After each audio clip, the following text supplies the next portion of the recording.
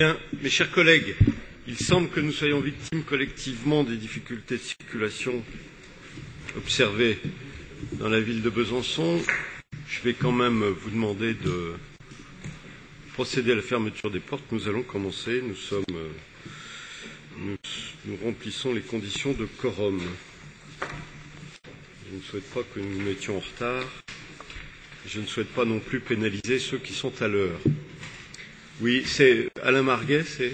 Oui, Président. Moi, je pense que, comme aujourd'hui, on aurait dû faire la réunion au centre du département, au Val d'Aon, parce que c'est vraiment insupportable. Il faut 2 heures maintenant pour venir à Besançon. Avec l'investissement que le département fait, c'est inadmissible. Et puis moi, je fais une suggestion à nos collègues qui sont au conseil municipal de Besançon, c'est peut-être de mettre les fluos et d'aller régler la circulation. C'est franchement inadmissible. Bien, merci. Alors, écoutez, l'hôtel du département, jusqu'à preuve du contraire, il est à Besançon. Je n'envisage pas de le faire migrer ni à Baume-les-Dames, qui est le point central du département, n'est-ce pas, ni au Val d'Aon. Jusqu'à preuve du contraire, les réunions se dérouleront ici. Bien. Et il faudra faire avec les contraintes de cette ville en situation de travaux. Je vous propose que nous commencions. Je vous informe que le ministre de la Culture, à mon invitation, donc, se rendra à partir de 16h50 à Arquesnan et ensuite au musée d'Ornans. Vous êtes naturellement invités. Alors au musée d'Ornans, ce sera à 18h20. Donc 16h50 à la Saline Royale d'Arquesnan. Je l'accueillerai avec le maire d'Arquesnan et à Ornans, je l'accueillerai bien sûr avec le maire d'Ornans. Vous êtes conviés à cette visite dans la limite, bien entendu, de vos disponibilités. Je vous informe aussi que, conformément à l'article 36 du règlement, que nous présenterons 2 motions à la fin de cette réunion, 2 motions qui sont présentées par le groupe socialiste vert et divers gauche. La première, elle est relative à la loi sur les semences de ferme, qui, vous le savez, nous aurons l'occasion d'y revenir dans l'explicitation de nos motifs, qui pose beaucoup de difficultés à nos amis agriculteurs dans ce département. Et puis, une motion, vous n'en serez pas surpris non plus, sur la carte scolaire 2012. Alors, par ailleurs, avec votre autorisation, je sais que vous en êtes d'accord, la commission permanente, qui était fixée initialement à 14h30, je vous propose, dans la mesure où nous n'aurions pas terminé nos travaux, nous aurions terminé nos travaux, de la session avant la fin de matinée, de pouvoir poursuivre, après une intervention de pure forme, de pouvoir poursuivre nos travaux au titre de la commission permanente dès la fin de la matinée. Je rappelle aussi que nous avions convenu qu'à l'issue de la commission permanente, donc au regard de ce que je viens d'indiquer, je ne peux en situer précisément l'heure, nous aurons une réunion d'information dédiée au schéma directeur départemental d'aménagement numérique. Et cette réunion aura lieu dans cette même salle à l'issue de la commission permanente. Je pense qu'elle devrait pouvoir se situer aux alentours de 16 heures, si tout va bien dans l'organisation de nos travaux. Je dois ensuite excuser un certain nombre de nos collègues. D'abord Jacques Breuil, qui a un petit problème de santé sans gravité. Nous lui souhaitons bon rétablissement. Il a donné pouvoir à votre serviteur. Philippe Beluche, mais je le vois, il est arrivé. Donc Serge Gagnon, conseiller général, donc a donné pouvoir à Marie-Noëlle Biguinet. Pierre Elias à Claude Dallaval. Annick Jacquemet à Jean-François Longeau, mais qui n'est pas encore là. Je dois excuser également Dominique Roy, président de la Chambre de commerce et d'industrie territoriale du Doubs, le colonel Ben Kimoun, mais j'ai vu qu'il était représenté par son adjoint, le colonel Sellier, Martial Fier, directeur départemental de la cohésion sociale et de la protection des populations. J'excuse également Jean-Marie Russias, qui est le chef du service départemental d'architecture et du patrimoine. Christine Bresson, directrice de la communication. Christophe Bernard, directeur des ressources humaines, mais qui est représenté par son adjointe. Et voilà, j'en ai terminé. Voilà, mes chers collègues, sur les différents points d'ordre avant le début de cette réunion. Je voudrais, puisque nous abordons cette session au titre d'un ordre du jour qui, vous l'avez observé, est relativement léger, mais qui intervient dans un contexte d'élection présidentielle, je voudrais rappeler un petit peu le sens de notre session d'aujourd'hui par rapport précisément à la démarche de budget que nous avions engagée au mois de décembre. Rappelez-vous, au moment de la session budgétaire, je vous proposais d'adopter un budget responsable, nous permettant de poursuivre notre action au service des habitants et des territoires du Doubs. Déjà, lors de notre première commission permanente de l'année, je pense à celle du 13 février dernier, ce budget, nous avons commencé de le mettre en œuvre concrètement au service des communes, au service de nos routes, des associations, de l'économie, etc. Et nous ferons de même à la faveur de la prochaine commission permanente qui va s'enclencher ce matin, avec pas moins de 54 rapports soumis à notre examen. Ce que je voudrais souligner, c'est que malgré les contraintes, malgré les tensions, malgré les difficultés, mais fidèles à nos choix de gestion, nous avons réussi, je crois pouvoir le dire pour 2012, à préserver l'essentiel de nos ambitions pour notre territoire. Nous avons su en effet anticiper dès 2008, en privilégiant les crédits d'intervention et d'investissement, plutôt que le fonctionnement courant de l'institution, que nous avons mis sous tension comme jamais cela n'a été fait auparavant, je veux le rappeler. Le rapport consacré aux ressources humaines en témoigne, avec une évolution de la masse salariale limitée à 1,1% dans le cadre d'une stabilité stricte des effectifs. Et j'intervenais la semaine dernière d'ailleurs devant un aéropage de chefs d'entreprise de notre département. Je crois pouvoir dire que cet effort de gestion nous est aujourd'hui largement reconnu. J'en veux également pour preuve les résultats du compte administratif 2011 qui aujourd'hui n'ont qu'un caractère provisoire, mais on aura l'occasion de l'examiner en détail lors de notre séance du 25 juin prochain. Mais sachez d'ores et déjà, ce sont des indicateurs intéressants, que les taux de réalisation sont élevés, matérialisant ainsi la sincérité du budget, 84% en dépenses d'investissement et 96% en dépenses de fonctionnement. Il indique aussi que les dépenses de fonctionnement ont connu une évolution inférieure à l'inflation. Elles ont été limitées à 1,4% pour un taux d'inflation, je le rappelle, situé à 2,1%. Il indique aussi que l'investissement est supérieur à 100 millions d'euros, 101,6 millions, et qu'enfin, l'augmentation des droits de mutation, je rappelle, sur 2011, c'est 47 millions de droits de mutation contre 37 millions d'euros en 2010, c'est une belle évolution, mais nous avions fait le choix, je m'y étais engagé, que l'intégralité de ces droits de mutation en augmentation soit affectée au désendettement. Ce qui nous a permis, et retenez bien ce chiffre, de mobiliser seulement 5 millions d'emprunts en 2011.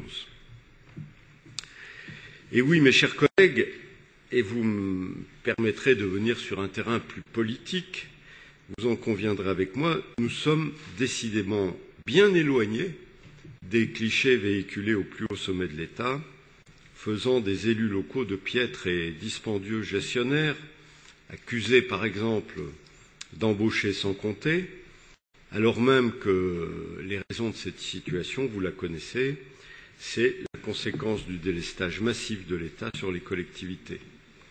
Ainsi, les collectivités locales, vous vous rappelez sans doute, étaient-elles invitées par le Premier ministre à suivre, et je le cite, une démarche aussi rigoureuse que l'État dans leur gestion et la maîtrise de leurs effectifs. Et François Fillon d'ajouter, il est interdit d'en sourire, de proposer, je le cite, l'aide méthodologique de l'État pour leur gestion. Cette déclaration, c'est le moins qu'on puisse en dire, a été, vous vous rappelez sans doute, fraîchement accueillie.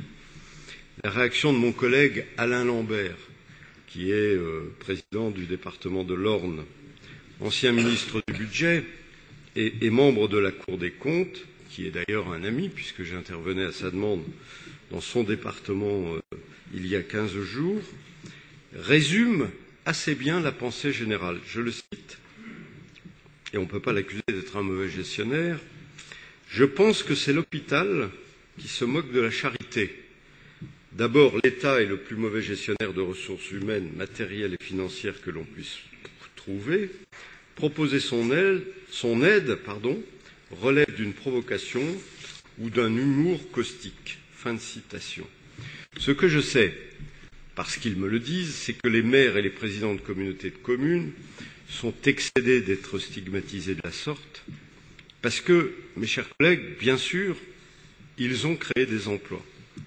Mais comment pouvaient-ils faire autrement, alors qu'ils ont engagé et amélioré, avec le soutien sans faille du département, je le note au passage, de nouveaux services de proximité pour mieux répondre aux attentes et aux besoins de leurs concitoyens.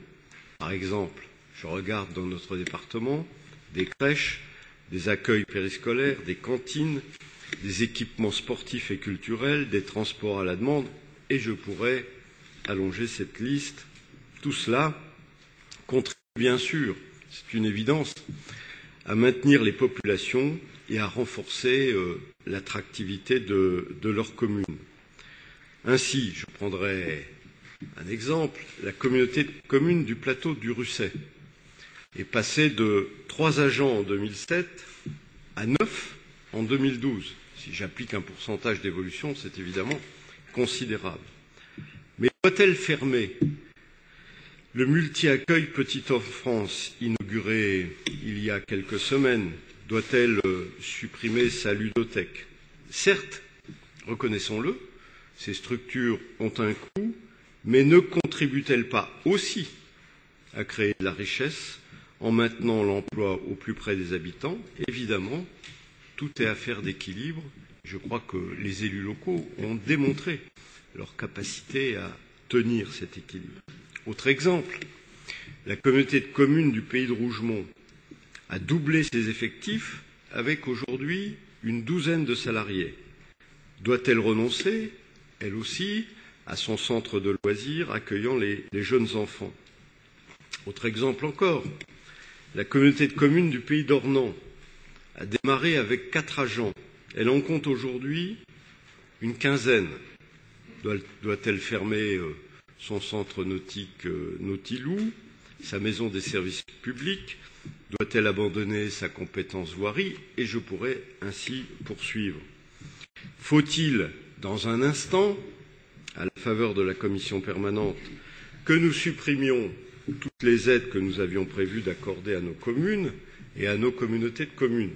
Non, bien évidemment, et je le sais par avance, ces aides seront votées à l'unanimité. Faudrait-il faire comme l'État, une révision générale des politiques publiques, aveugle et supprimer un fonctionnaire sur 2 et laisser nos concitoyens dans l'abandon et la déshérence? Alors au passage, l'État nous demande en même temps, vous le savez, et il a raison, mais de faire du chiffre en embauchant des contrats aidés. Alors évidemment, à cette question, nous répondons non, car les effets brutaux de la RGPP, tous ici, nous les contestons parce que nous en subissons les conséquences néfastes et notamment, elle s'est traduite par un recul sans précédent des services publics sur nos territoires et notamment ruraux.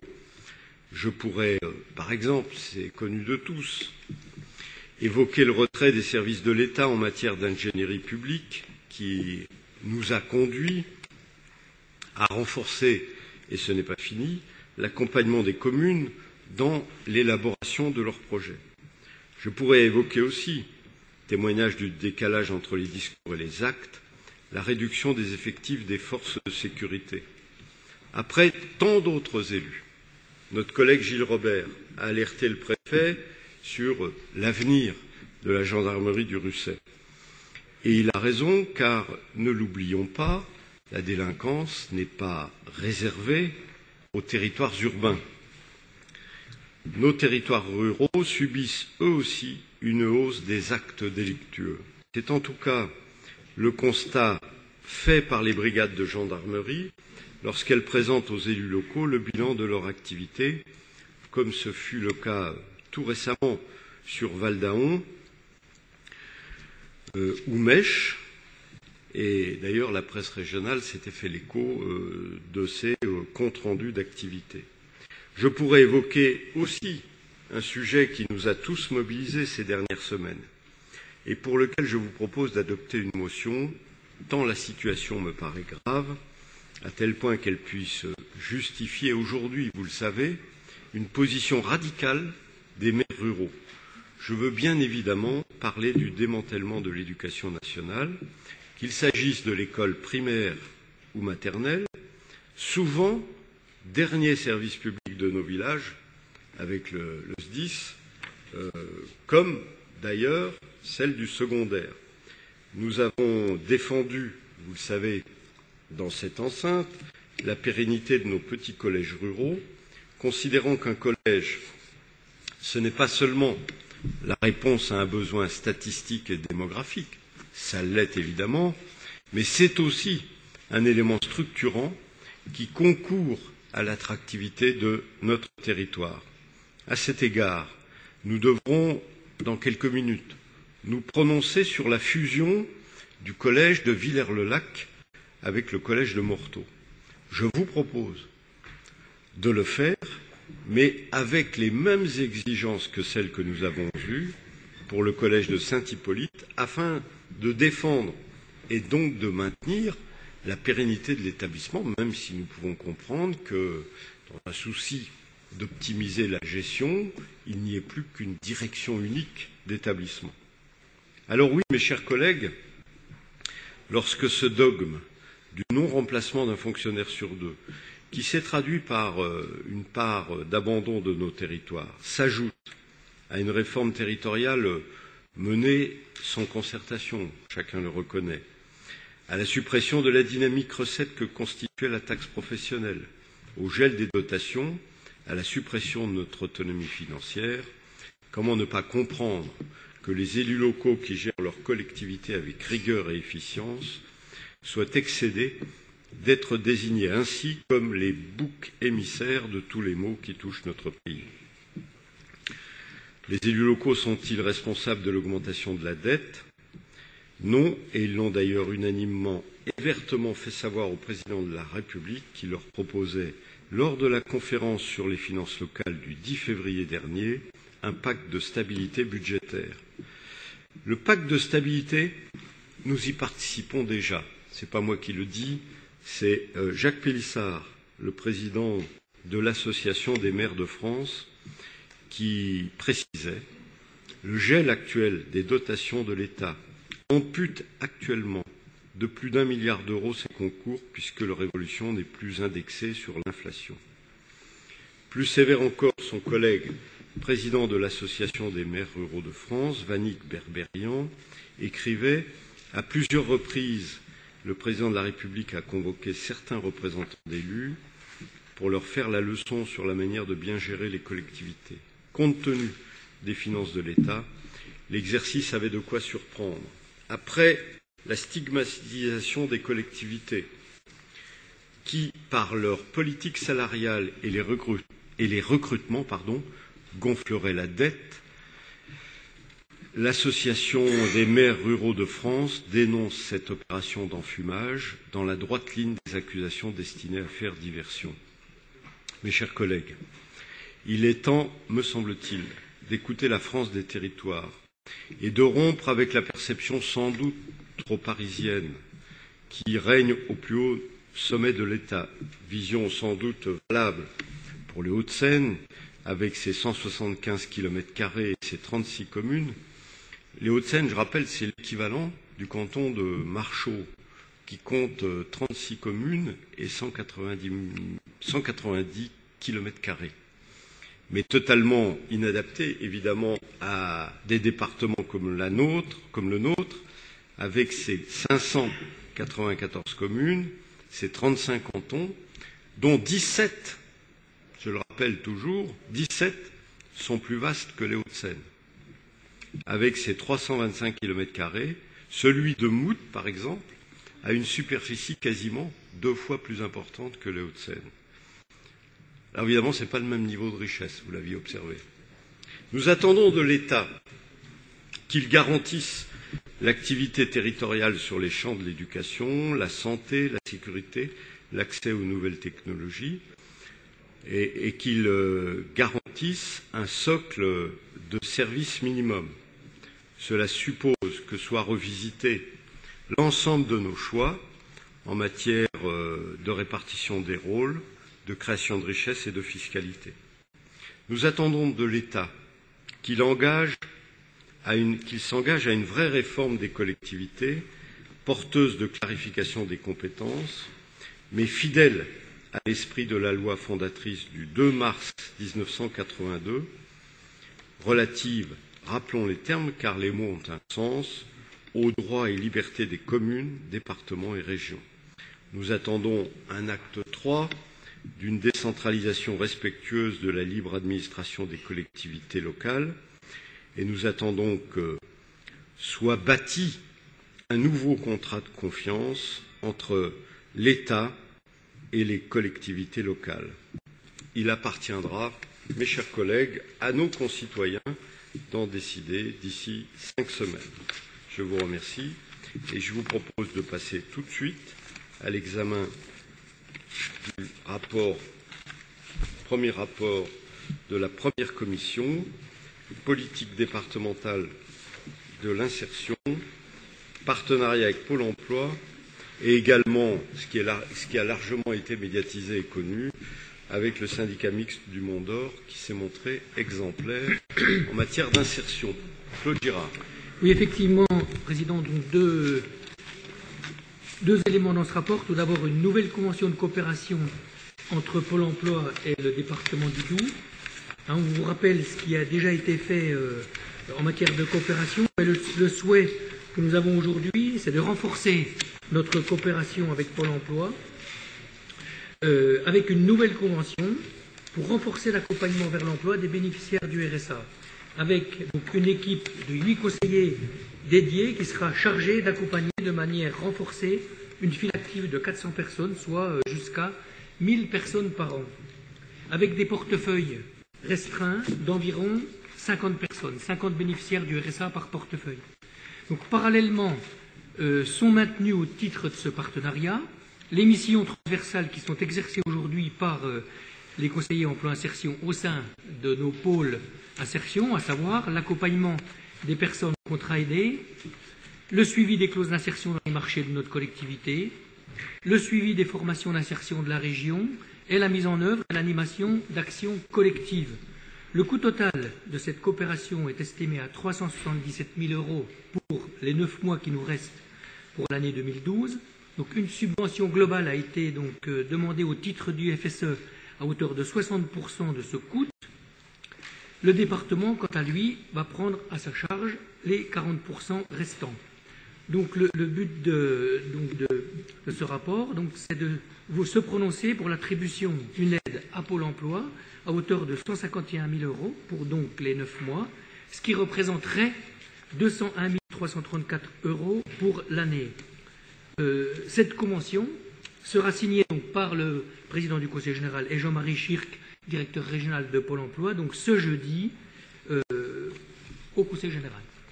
Deuxième convention de coopération, c'est une convention avec le syndicat mixte du Mont d'Or.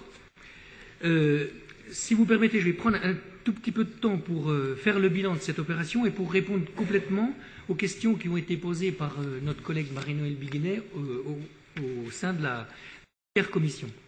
Donc 15 personnes bénéficiaires du RSA ou chômeurs de longue durée ont été recrutées en contrat saisonnier par le syndicat mixte. Alors, le détail de ces 15 recrutements, c'est 4 caissières, 3 femmes et un homme, 9 perchemans, là il s'agit de 9 hommes, et 2 agents d'entretien, 2 femmes. L'accompagnement social de ces salariés était assuré par Haut Service, donc une structure d'insertion par l'activité économique du Haut-Doubs, pendant toute la durée de l'action, de novembre 2011 à septembre 2012. Une navette employeur a été mise en place qui permet ainsi de lever, on le sait, les difficultés de mobilité dans ce secteur. La plupart des personnes qui ont été recrutées pour cette opération habitent en effet le canton de Pontarlier. Les bilans individuels réalisés montrent que globalement, l'action a permis une reprise de confiance, un règlement des tâches administratives, un maintien d'un rythme à la fois par le travail au syndicat et par l'accompagnement social. Le syndicat mixte du Mont d'Or, le département et Haut Service s'accordent aujourd'hui pour souligner le succès de cette opération. L'accompagnement pendant le contrat de travail a permis de rassurer à la fois l'employeur et également de rassurer les salariés. Seules 2 personnes ont quitté le dispositif en cours de route. Alors aujourd'hui, sur un effectif donc de 13 personnes, 1 personne a décroché un CDI dans l'hôtellerie, 4 personnes ont un projet professionnel à construire en dehors du syndicat, à savoir un accueil secrétariat social et tourisme, un moniteur éducateur, un employé de libre service et un agent d'entretien au sein d'EPI, donc cette structure d'insertion par l'activité économique de Pontarlier. 2 personnes pourraient poursuivre sur leur poste en contrat saisonnier avec une annualisation du temps de travail. 6 personnes poursuivre au sein du syndicat en participant à l'action valorisation et animation touristique du site de Métabier, qui démarrerait en avril jusqu'à fin septembre. Là, un contrat de 6 mois potentiel. En effet, divers chantiers vont être créés sur la saison d'été, avec un volume important de travaux, et qui seront menés en régie. Alors les travaux, c'est le débroussaillage, la plantation, la taille, la construction d'enclos et d'abris.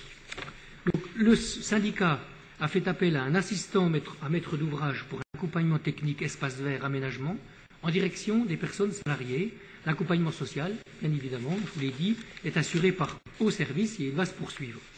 Donc, le président du SMO sollicite le département pour une aide à l'accompagnement social de ses salariés par Haut Service sur des crédits d'insertion 2012 à hauteur de 24 820 €, une subvention complémentaire, vous l'indique dans le rapport, du même montant est faite au titre du FSE. Voilà, vous avez donc à vous prononcer donc, sur ces 2 conventions, la convention avec Pôle emploi et la convention de coopération avec le syndicat mixte du Mont d'Or. Bien. Alors, d'abord, je vous dois quelques excuses, sans doute troublées par les conditions difficiles de démarrage de cette session du fait des difficultés de circulation. J'en ai oublié de proposer à ceux qui le souhaitaient, après mon exposé liminaire, à intervenir sur un plan général. Alors, bien entendu, le droit de parole est préservé. Je vous propose que, pour bien organiser les choses, nous poursuivions sur la présentation du rapport que vient de faire Claude Girard, la présentation du rapport 101, que nous procédions à son adoption, et qu'ensuite nous revenions, si besoin est, sur la discussion générale. Si besoin est, bien entendu. Marie-Noëlle Biguinet.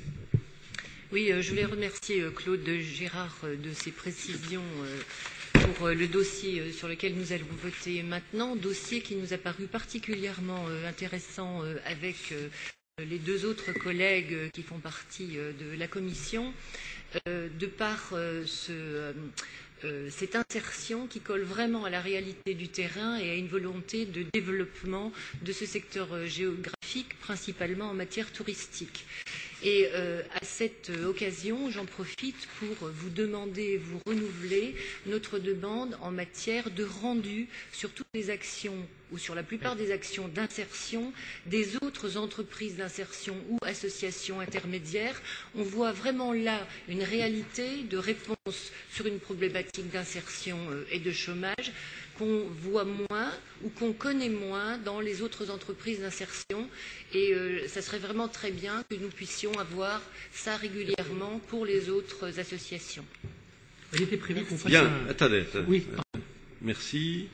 Sur ce dossier 101, y a-t-il d'autres demandes? Je n'en vois point. Si, Paul Coiset. Oui, simplement, on va passer en fin de semaine à Pays de Montbéliard Agglomération un rapport où l'ensemble des structures qu'évoque notre collègue ont dépassé les objectifs qui leur sont fixés en termes de résultats. Alors, ce qui a d'ailleurs double conséquence, parce qu'ils le dépassent, donc ils ont droit à un supplément de dotation qui est essentiellement, en définitive, assumé par l'agglomération, puisqu'on assiste, excuse, là aussi, à un désengagement de l'État par rapport à ses participations précédentes. Mais les résultats sont très nettement supérieurs. Vous savez qu'il y a des objectifs qui sont fixés aux objectifs qui leur avaient été fixés. C'est peut-être un élément de réponse. Et là, il y a un bilan fait, puisque c'est chiffré, c'est... Voilà. Alors Paul Coiset, vous l'avez compris, évoquait un territoire plus réduit que le nôtre, puisqu'il s'agit du Pays de Montbéliard. Alors, Claude Girard, un élément de réponse, et puis je compléterai. Pour répondre à Marino Biguinet, simplement, donc, effectivement, un bilan complet des actions des PTI était prévu, donc on va le faire le plus rapidement possible, mais il est pratiquement prêt, le bilan. Donc voilà, il vous sera communiqué. Pardon. Alors, j'ajouterai un point par rapport à la présentation de cette focale sur le métabier. Effectivement, ces actions, je le disais, vous l'avez souligné, sont exemplaires. En même temps, tout se tient, c'est-à-dire que la politique d'insertion, elle est en cohérence sur ce plan avec la politique d'investissement de la collectivité. Et toute notre action sur cette partie du Haut-Doubs vise à pérenniser précisément l'activité touristique sous forme d'activité 4 saisons. Je le rappelais encore avant-hier à la faveur de l'inauguration du Gunfet à Pontarlier, c'est que notre objectif, en permettant la pérennisation de l'activité touristique, qui est un volet essentiel de notre activité économique, permet précisément aussi de préparer les emplois de demain qui ne devront plus être seulement des emplois saisonniers. D'ailleurs, on réalise que dans les régions à forte valeur ajoutée sur le plan touristique, eh bien, on aboutit, entre les activités d'été et les activités d'hiver, à fidéliser et pérenniser les emplois pratiquement sur un mode permanent. Et donc, notre stratégie d'insertion s'inscrit aussi dans cette volonté. Je voulais le rappeler. Mais pour autant, votre demande, nous y apporterons réponse sur un plan plus global. Bien. Je vous propose de procéder à l'adoption de ce rapport 101. Y a-t-il des oppositions, des abstentions? Il est donc approuvé à l'unanimité. Alors, j'en reviens en vous priant d'excuser à nouveau ma distraction au débat général. Y avait-il des demandes d'intervention? Si oui, je suis prêt naturellement à les honorer immédiatement.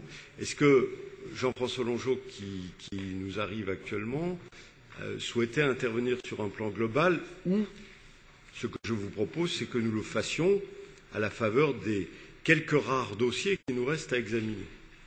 Mais je vous laisse le choix. Jean-Marie Pobel. Monsieur le Président, je me voyais à l'instant même dans l'obligation de supplier notre président du groupe, qui, comme vous le remarquez, arrive avec un peu de retard, comme moi d'ailleurs. Je dirais même que, comme les Suisses le disent souvent, je suis parti à 7h50 pour arriver à Besançon à 8h30 pour dire français. Alors, Président, en l'absence du Président, que je vais relayer quelques instants, je voulais simplement dire, avant de vous demander une courte suspension de séance pour répondre à vos propos, puisque le Président ne les a pas entendus.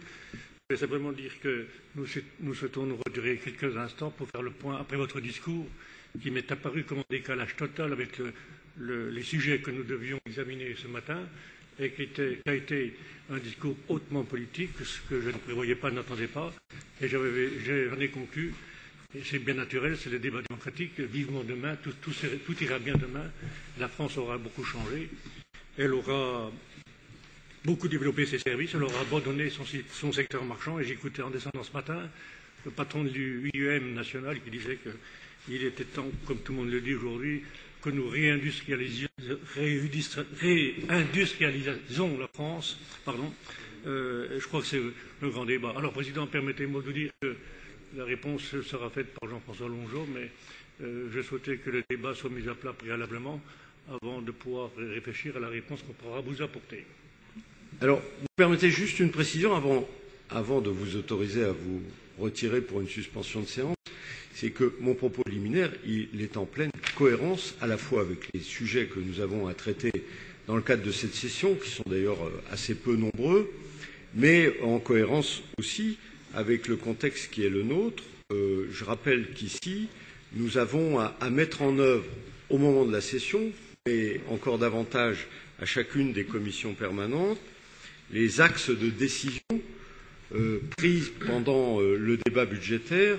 Et je vous dois de vous rendre compte de l'état de la gestion du département, ce que j'ai tenu à faire dans mon propos liminaire, en levant le voile sur notamment les perspectives de comptes administratifs et aussi, comment ne pas le faire, relié bien entendu à l'actualité sur la carte scolaire, à l'actualité aussi, et ce n'est pas tabou dans une assemblée comme celle-là, de la campagne présidentielle qui pose un certain nombre de responsabilités sur la gestion des collectivités.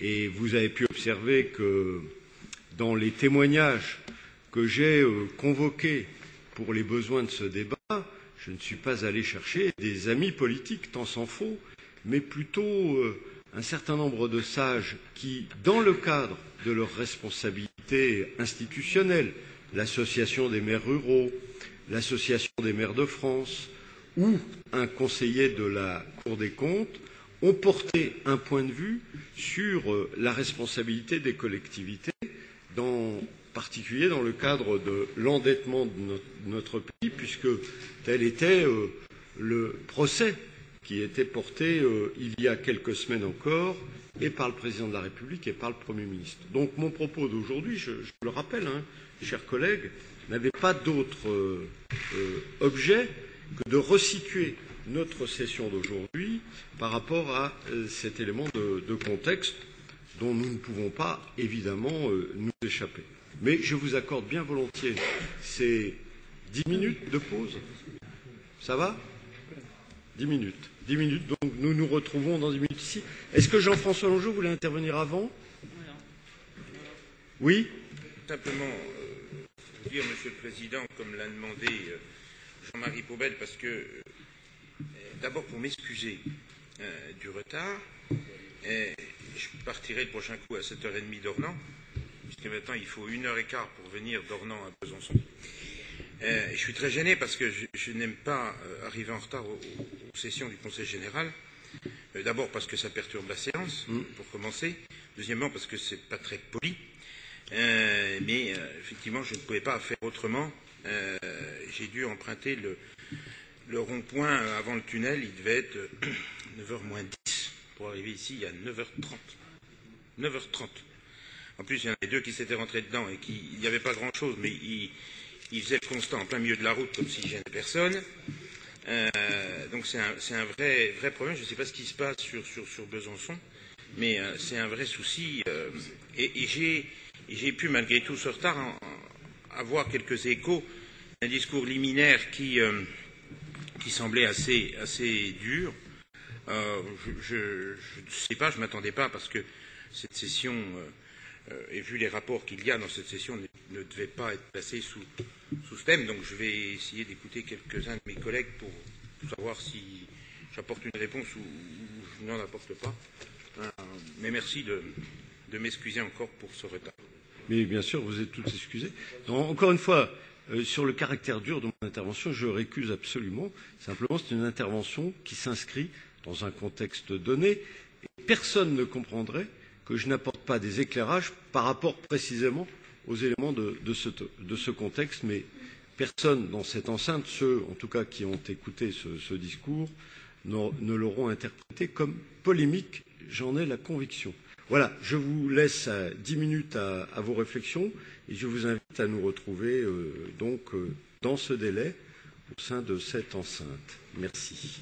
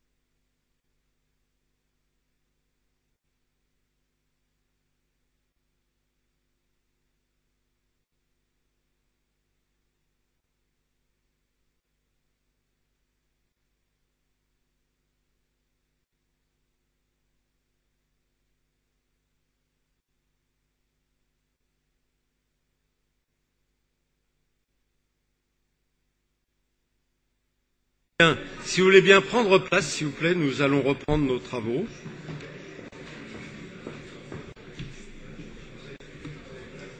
S'il vous plaît.